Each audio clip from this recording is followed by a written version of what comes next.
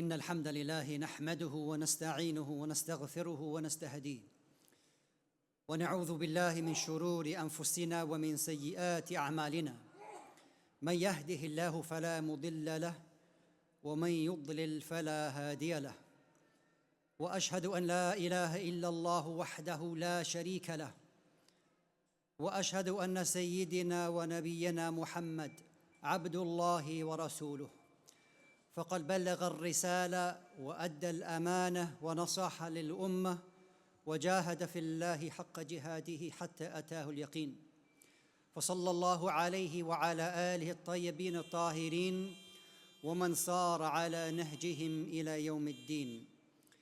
يا أيها الذين آمنوا اتقوا الله حق تقاته ولا تموتن إلا وأنتم مسلمون.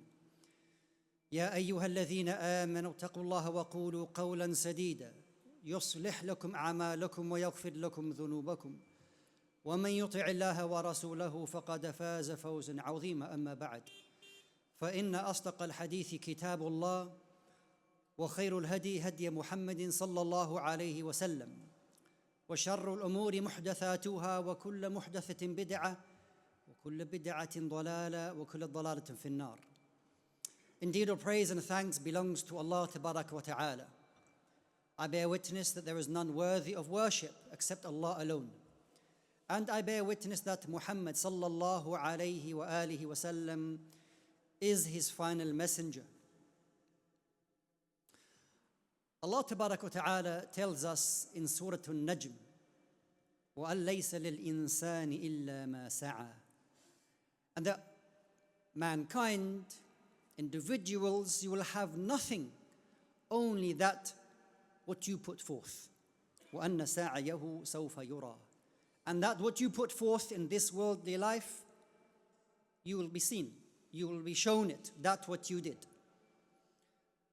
If we isolate these verses, we will understand that during our lifespan, we will only have the opportunity to benefit from the deeds that we do while we are alive. Maybe we wouldn't be successful.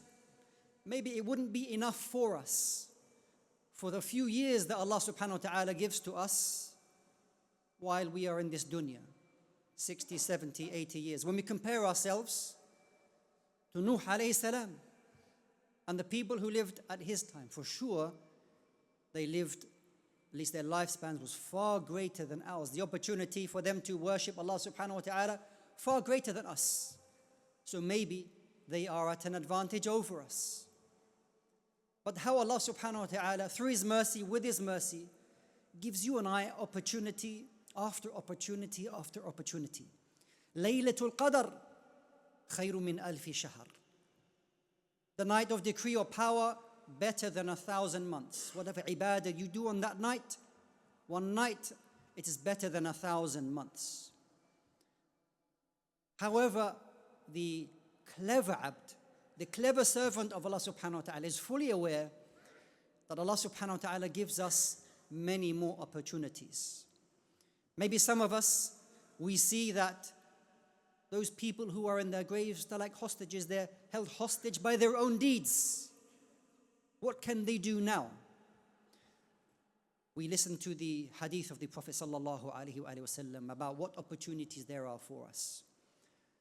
In the hadith of Abu Hurairah radiyallahu anhu, the Prophet sallallahu alaihi wasallam said, إِذَا مَاتِ الْإِنسَانُ انقطع عنه عمله إلا من ثلاثة. If a person dies, their deeds come to an end, except from three. إلا من صدقة جارية, except a continuous charity. أو علم ينتفع به, or a knowledge that is benefited from others. أو ولد صالح يدعو له, or a righteous child who will supplicate for them. So you and I understand that after we pass away, there are certain things that that person in the qabr will benefit from, inshaAllah. A continuous charity, a knowledge that is spread and lives beyond you, or a pious child who will make dua, istighfar for you. So it is about taking opportunities. Ibn Abbas radiallahu anhuma further narrated that the Prophet sallallahu alaihi wasallam said, in advising an individual, اغتنم خمسا قبل خمس. Take advantage of 5 before 5. Hadith I'm sure we have all heard before. شبابك قبل هرمك وصحتك قبل سقمك وغناءك قبل فقرك وفراغك قبل شغلك وحياتك قبل موتك. That take advantage of these 5 before 5. Your youth before your old age. Your health before your sickness. Your wealth before your poverty. Your leisure time before you become busy. And your life before your death. So there is a big emphasis on taking advantage of the here and right now. The opportunities that Allah Tabaraka wa Ta'ala, He gave to us. Now the hadith that I mentioned earlier, that when a person dies, everything ends except from 3. It is not just 3. Because there is another hadith which further elaborates on this topic. Prophet sallallahu alaihi wasallam said, سبع يجري للعبد أجرهن وهو في قبره بعد موته. There are 7 deeds that a person will continue to be rewarded after their death. من علم علما. Whoever teaches and educates people with beneficial knowledge. أو كرى نهرا. Or channels a stream. أو حفر بئرا. Or who has a well dug. أو غرس نخلا. Or a palm tree is planted for another person. أو بنى مسجدا. Or a masjid is built. أو ورث مصحفا. Or bequeathed a mushaf. أو ترك ولدا يستغفر له بعد موته.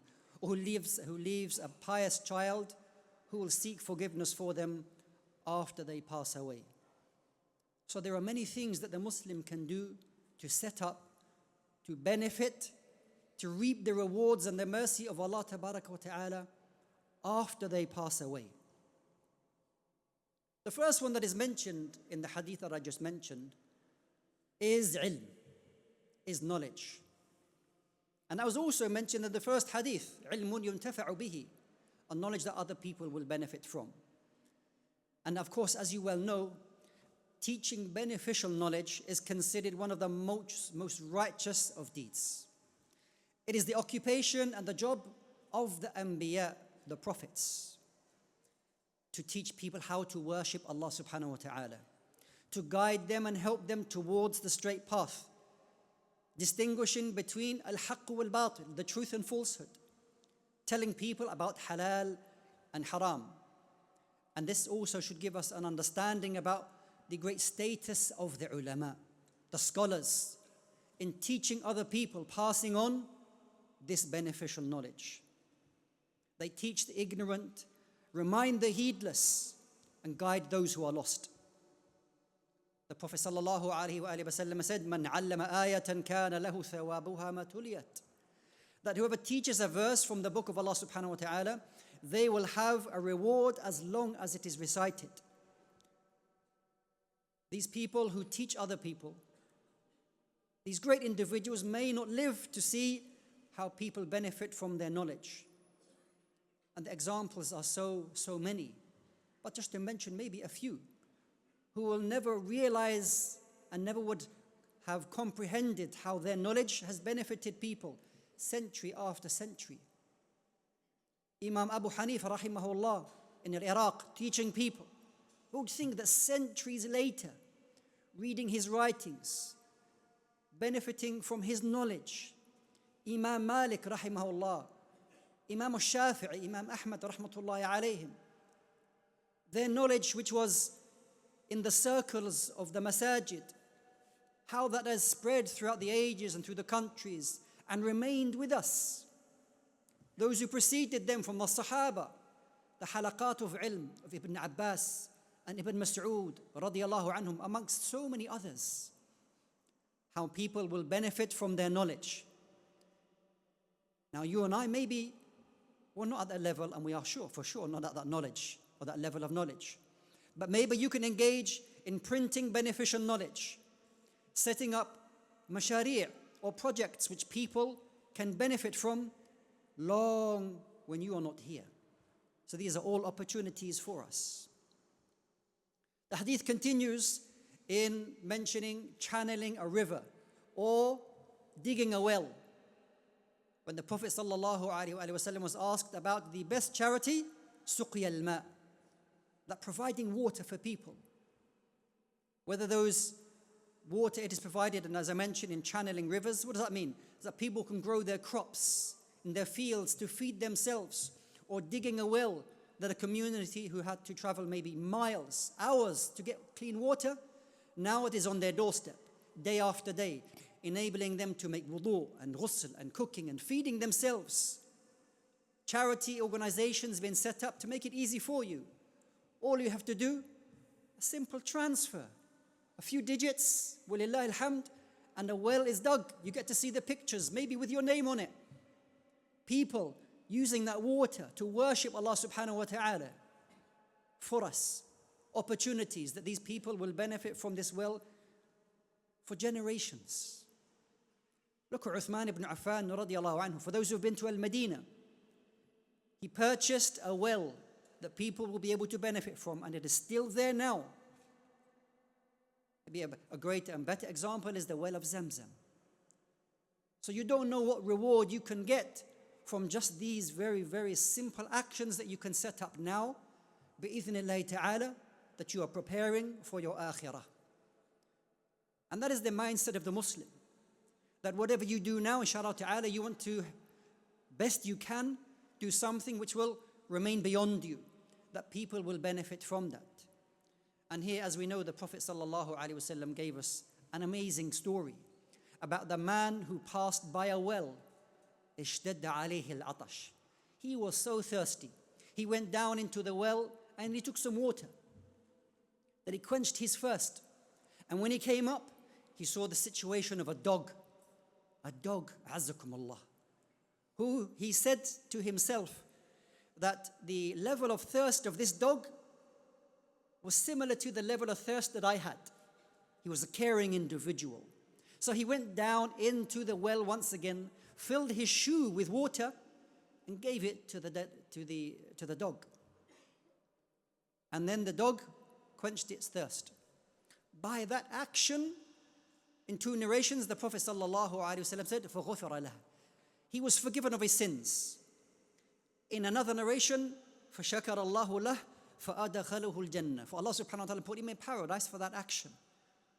The Sahaba radiallahu anhum, they said, Ya Rasulullah, أَفِي الْبَهَائِمِ أَجَرٍ. There's a reward in giving bits and food and drink to animals. The Prophet sallallahu alaihi wasallam said, في كل ذات كبد رطبة أجر. Which translates literally, in every living thing that has a liver, there is reward for you. Meaning anything that moves upon the earth, any animal, you feed it, you give it some water, there is a reward for you. And the Muslim takes advantage of that, looking after animals. Putting a small tray outside of their door in this hot weather, for example, that a cat or a bird may drink from that you have an ajr for that. That the Muslim is looking at so many opportunities to plant deeds that will go beyond them. And that if other people learn from him or her, you will get the reward for that, بإذن الله تعالى. أقول قولي هذا وأستغفر الله لي ولكم من كل ذنب فاستغفروه إنه هو الغفور الرحيم.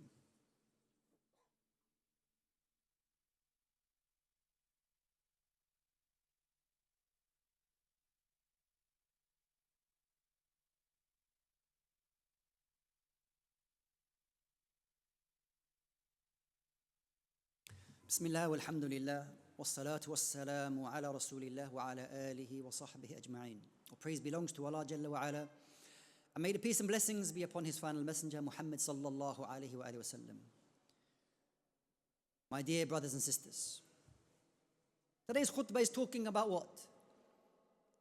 Preparing for the akhirah. Doing things which will benefit you now, inshaAllah ta'ala, and beyond your death. that you will be receiving rewards, blessings, mercy beyond your death. When you are in your grave, you cannot do any more, but you set up things that bi'idhnillahi ta'ala you can still be rewarded. And as I mentioned, there are many ahadith to support this, that encourage us to do these deeds. I'll mention a couple more, and that is bina'ul masajid, building the houses of Allah tabarak wa ta'ala. As we know, ahabbul biladi ila Allah masajiduha, that the most beloved places to Allah subhanahu wa ta'ala are the masajid. And Allah Jalla wa Ala tells us, إِنَّمَا يَعْمُرُ مَسَاجِدُ اللَّهِ مَنْ آمَنَ بِاللَّهِ وَالْيَوْمِ الْآخِرِ, that the masajid are only maintained by those who believe in Allah subhanahu wa ta'ala and the last day, as the ayah tells us. Upholding the masajid, building them, because maybe some of us, they think, upholding, this masjid has already been built, so maybe I don't need to give anything. I want to be involved in a project where another masjid is built.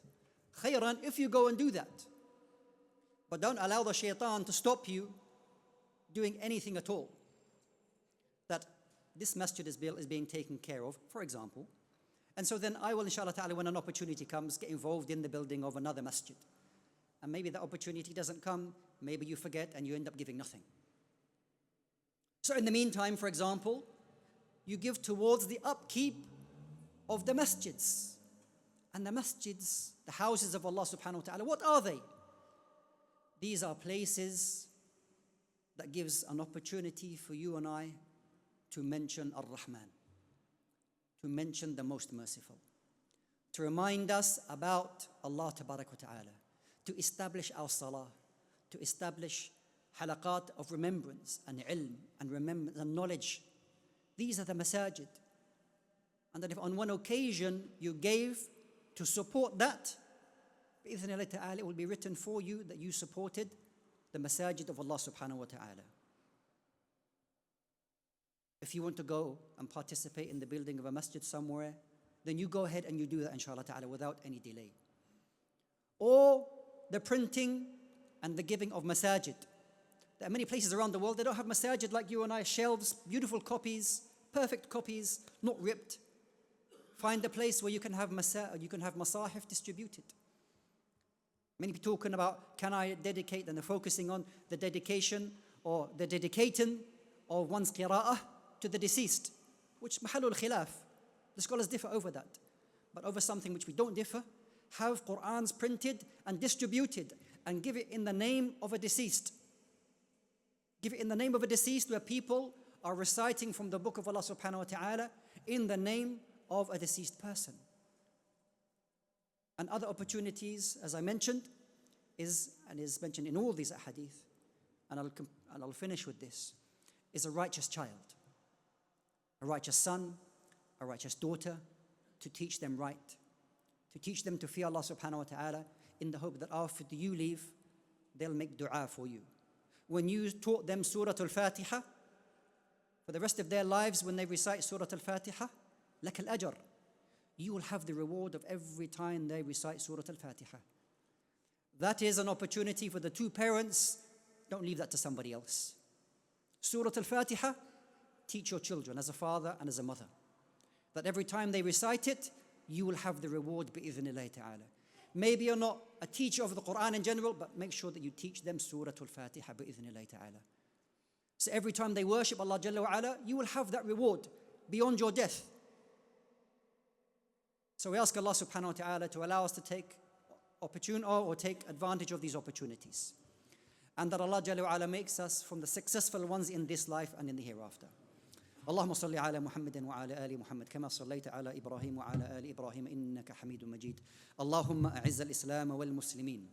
اللهم أعز الإسلام والمسلمين. اللهم اغفر لنا ذنوبنا يا رب العالمين. اللهم انصر إخواننا في كل مكان يا رب العالمين. اللهم إنا نسألك الجنة وما قرب إليها من قول وعمل. اللهم إنا نعوذ بك من النار وما قرب إليها من قول وعمل. ربنا آتنا في الدنيا حسنة وفي الآخرة حسنة وقنا عذاب النار وأقم الصلاة.